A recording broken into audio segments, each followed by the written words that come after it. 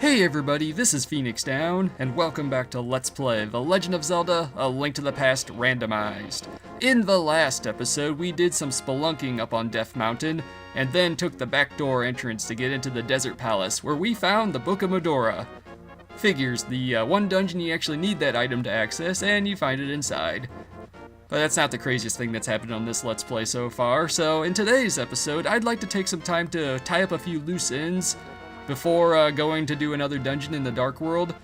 So there are some items in the Dark World that I wasn't able to get to before. I either forgot about or I didn't have the right equipment, but since we've expanded our inventory since then, I'd like to take care of some of that today.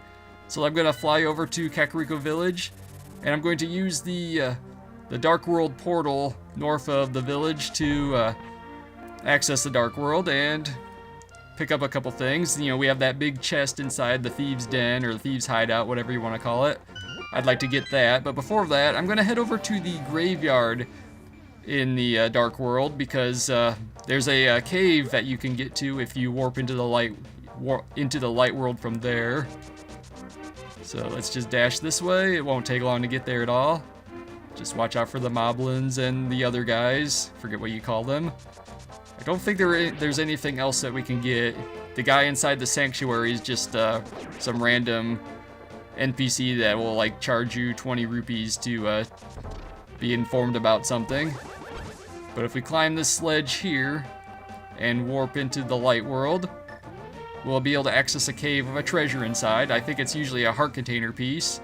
I think our count's up to 14 now. We found a couple of them last time on Death Mountain. But alright, let's blast a hole in this wall here. Yeah, we found the magic powder last time as well, so that'll come in handy, especially if we find the bug catching net soon. And we got 50 rupees. Yay. We're just racking in all the cash. I'm starting to wonder now, is like, how high is my rupee count going to get now? Oh well, I filled up on some bombs.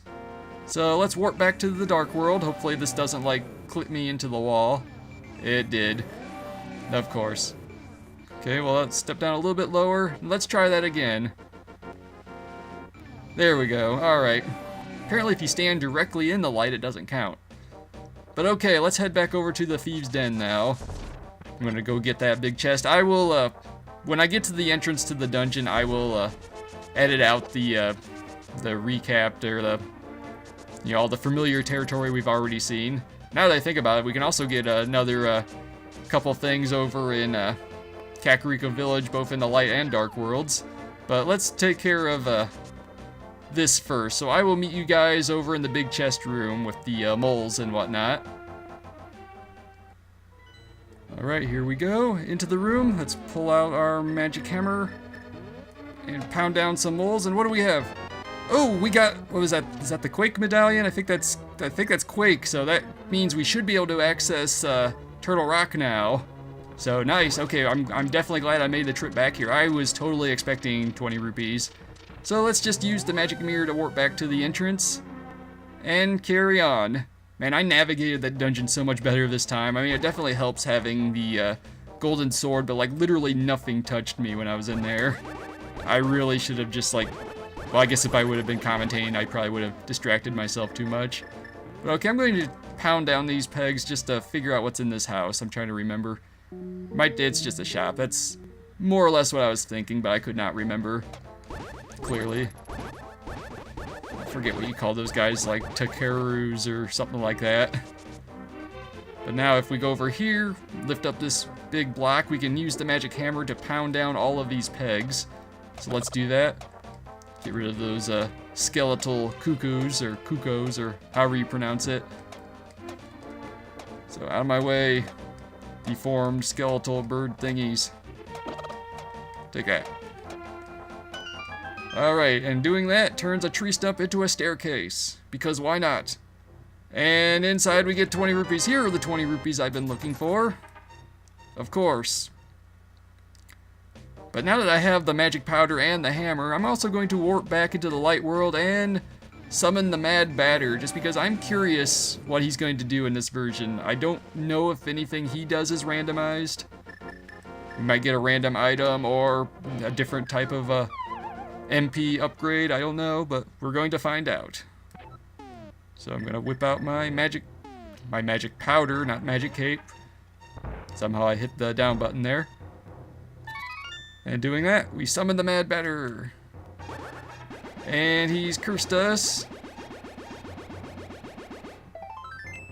And gave us a heart container piece. Okay, so the magic power upgrade is also randomized. But that was worth the trip. That should be heart container piece number 15? I want to say 15. So one more heart container piece will get us another full, whoops, didn't mean to zap that, Kuko. Will get us another full heart container. So, well, that wasn't a wasted trip. Alright, continuing onwards. I passed up on the Haunted Grove the last couple times I was in the Dark World passing through this area. And I forgot that since I already had the shovel and the flute, I didn't think about it. But the fox guy that gives you the shovel originally in a normal playthrough, he gives you something. So that's worth looking into. So let's figure out what that is. It might come in handy, maybe. And ooh, we got another medallion. Nice. I really wish I could remember which. I think this one's Bombos, so that's a good one. I'll be able to use. I'll make good use of that one in the Ice Palace when we get around to doing that. Take care of these demonic soldier guys. Let's see. I want to go and use the Book of Medora to access or to use the to acquire what would normally be one of the medallions, actually. So just ignore that moblin. He's small fry. He's not important at all. Go down this way, and we'll dash over towards where the entry to the desert would normally be. Thankfully, they use these pegs to kind of, I already got the magic mirror out, to kind of set up the lineup for you. So I was like, yeah, this is the boundary. So we'll come over here, and we'll whip out the Book of Medora. And what are we going to get for our trouble? Well, we're casting Bombos, but that's not where we're getting, ooh, the Kata Burna. Nice. Basically, it works the same thing. Oh, and that guy left me 5 arrows, not important. But that's basically the same as the magic cape, except you don't turn invisible, but it gives you a, like invulnerability as long as you have magic power to fuel it. So this is very, very nice. I mean, I don't know if I'll actually use that item, but it's there and it's welcome. And now we need to go and finish the swamp palace. Let me see if I probably have to drain the water. Yep, I gotta drain the swamp again. Build a swamp, drain a swamp, whichever. So let's warp back to the light world. Fortunately, we already started the dungeon, so it won't take quite as long to get through it. So I don't need to pick up like every single key this time. Also, I've never really noticed this before, but that damn face looks like a really scary, like, skeletal face. Uh-oh. Get away from me, Annie Fairy. Whew, that was close.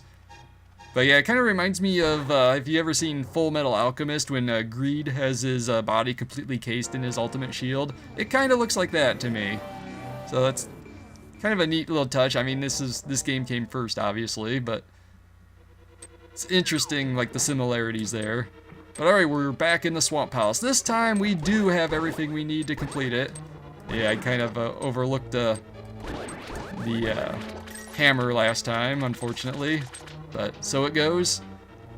We don't have to get the first couple keys, so that'll save us a little trouble. So just dash down this way. Maybe this time the fireball spitting statue head thing won't blast me every couple seconds.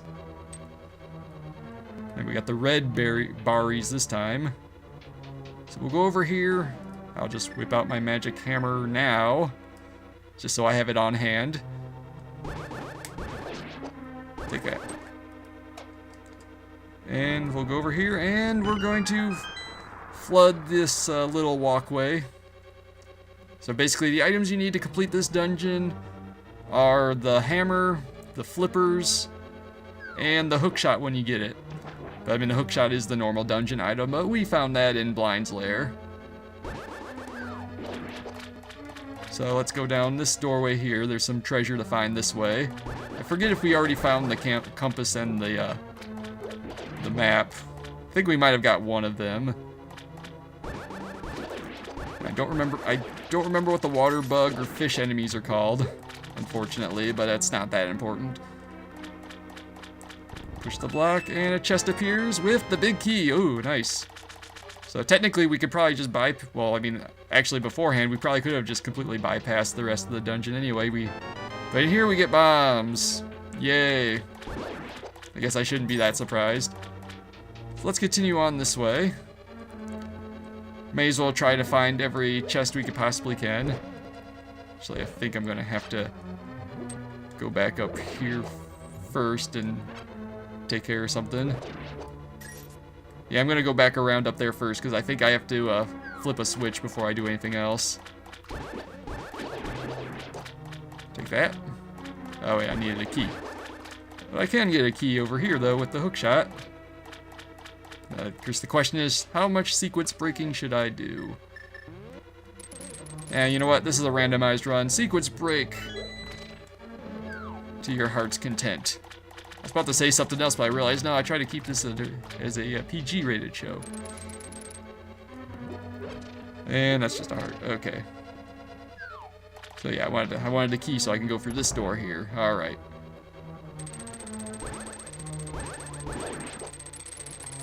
But yeah, the red barries. And they were clipping into the wall. Ooh.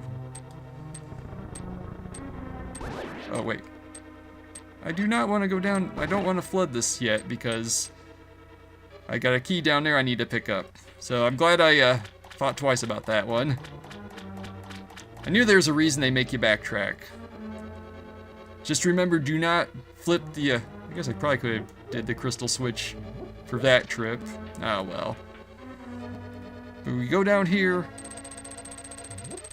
We get our key. Okay, yep, we needed to do that first. Might have regretted it otherwise, because I don't think you can... Yeah, you can't push these blocks. I probably should have kept the crystal switch down just so I could have had a little shortcut there. It's when you're really needing to advance that you don't want to do that because it'll block your path later on. Yeah, those fish are pretty nasty. They can do, like, without any protection whatsoever, like the regular basic armor, that'll cause 2 hearts worth of damage touching one of those fish. So you definitely don't want to do that, but I have the red mail now, so it shouldn't be nearly as bad. Alright, now let's loop around one more time. I promise you, I know what I'm doing. But yeah, this is pretty much familiar territory. Oh, something I remembered, I forgot to mention it last time. It was something I meant to say when we picked up the power glove. It's like I was psyching myself up for it and everything when I was, you know, preparing to start recording. But in the original Japanese version, something that they changed for the ROM hack for the randomizer is that originally in the Japanese version, if like speedrunners glitched the game and like did things out of order, and somehow you picked up the Titan's Mint before the Power Glove, if you got the Power Glove second, it would actually overwrite the Titan's Mint, so that you can't actually like complete the game if you didn't do like certain areas first. Oops, that's... Oh well, red mail, so I'm good. That's... Whoop. Okay, now I'm not so good anymore. And that time I just wasn't paying attention. I deserve those. But yeah, so that was another thing that they changed for the randomized run, is that we got 10 arrows. Can I hookshot across there? Nice, I can. And over here. But yeah, that was a thing that they changed for the randomized run. And we get a heart container piece. All right, full hearts. So that's number 16, I believe. So we have 8 more heart containers or heart container pieces to go to get the last 2. And I know where one of them is, but I have to defeat Aghanim to get to that one. But so yeah, that was another thing that they changed for the ROM hack for the randomizer. I don't think I ever mentioned it before, but when you get the randomizer, you can also have it set to just a regular A Link to the Past run in the Japanese version, where everything's where it's supposed to be. But with all the changes that they made, like cutting out the story dialogue and things like that.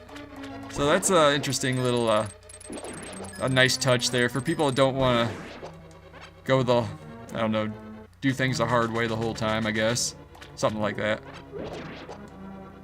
I want to say that there's a chest in this room, but I might be misremembering that.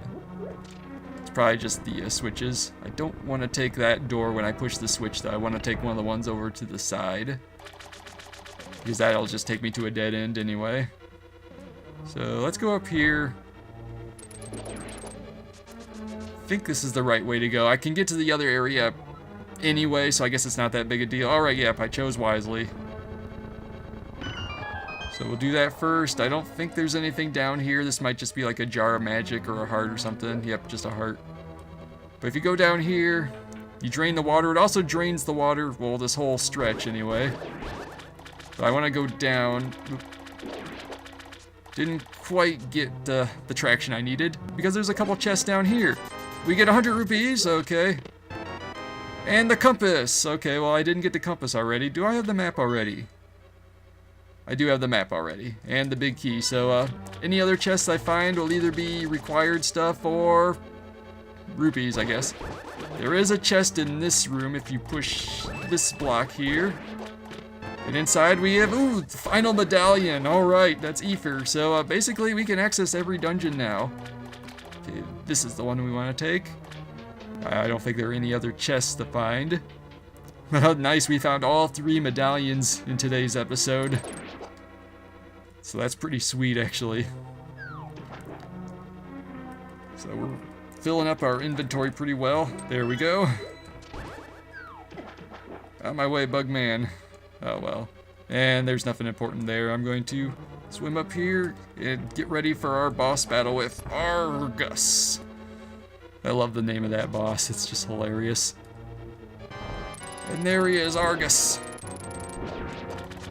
I'm getting some slowdown. This might just be my computer not being able to handle too much at one time. It's not exactly top of the line. You also have invincibility frames when you use the hook shot while the chain is extending, so you can't be harmed during that. So it comes in handy. You got the Argies, I think, are the tiny things. Alright, and 1 spin slash. And 2 spin slashes, and the monster is down. And what do we get for our trouble? We get 10 arrows! And 1 of the crystals. Alright, victory is ours. And next time on Let's Play The Legend of Zelda, A Link to the Past, we're going to continue our quest to find the remaining crystals and tackle another dungeon of the Dark World. So this has been Phoenix Down, and I will see you guys next time.